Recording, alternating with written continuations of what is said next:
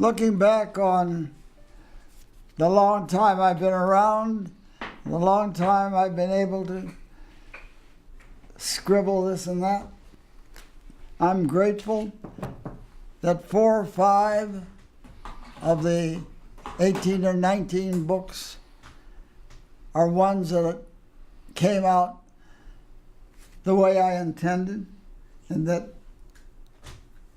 meant something and that may last a while. Just as I feel that the $500 million in charity, all of our profits that Paul and I were able to give to deserving research hospitals, school programs,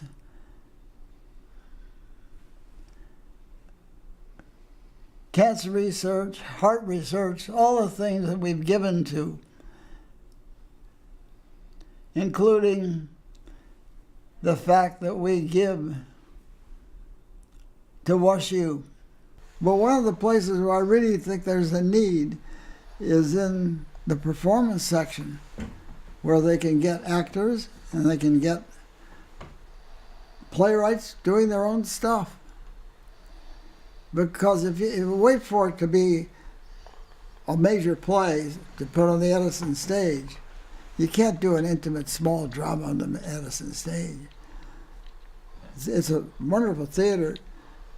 I did a show there, Sweet Prince, and it plays very well. That I was able to establish a small theater at the university that fills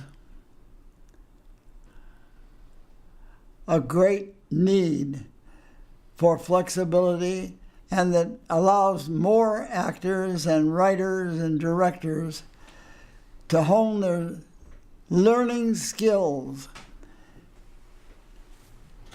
That's a great benefit, along with the fact that there is a competition for drama writing, and that it encourages drama writing at a time that it seems that television and movies have taken over everything. That program every year gives a prize to the student who writes the best play.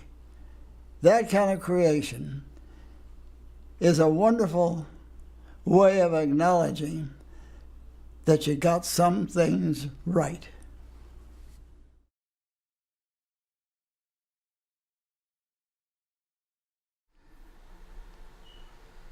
Over the years, I get contacted by industrious men and women who have taken writing courses and who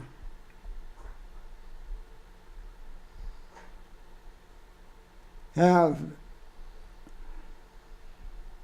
actually written a novel or a coming-of-age story about their own life or whatever they're doing.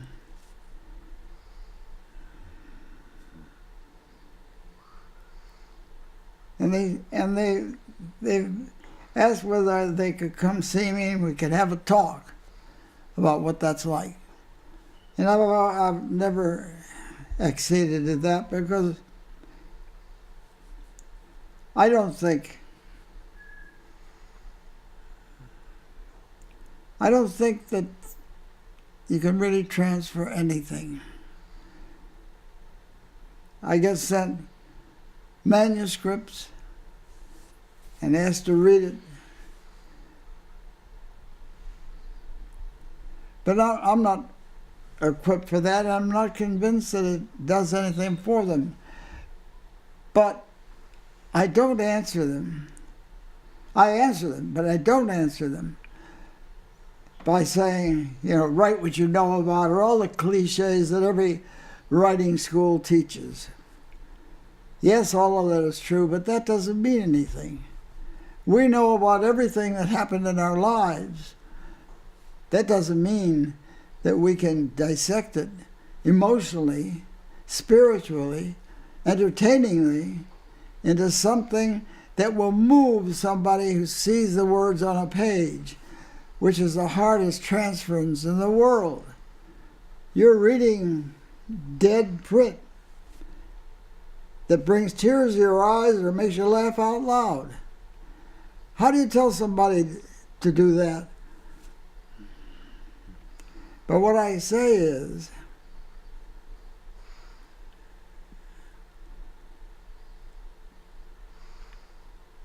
if what you write is something that you feel inside, if it's something that makes you laugh, if there's a memory that you think you caught as it existed or as close to it,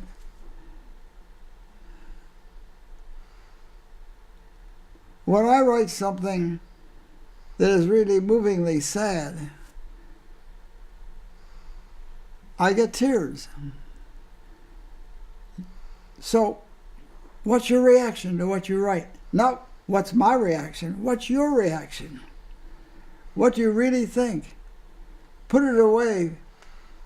Put what you wrote away for a month, 2 months, then come back on it and read it. What do you feel? Anything?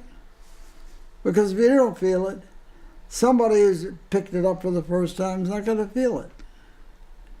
That's all I tell them. Whether it's done any good, and whether there's somebody out there who has written something that works, you never hear from them again. So either they think it's platitude and not useful, or they've carried it on. But that's all I tell them.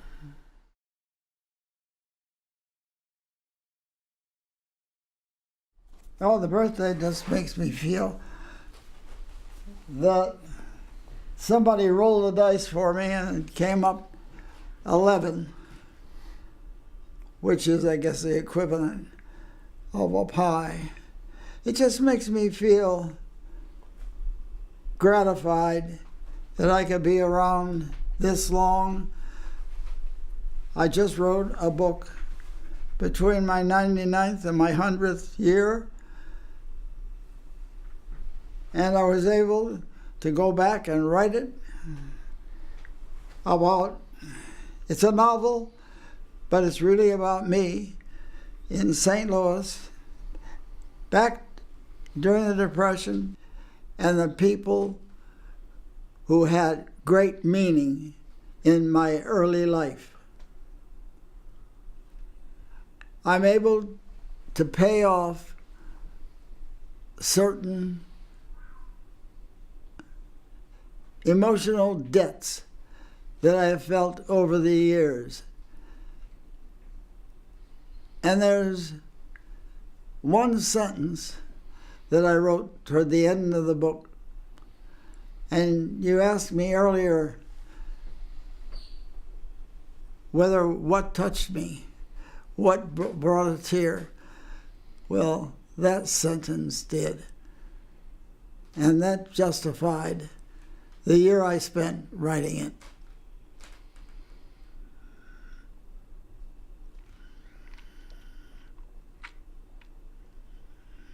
What is that sentence?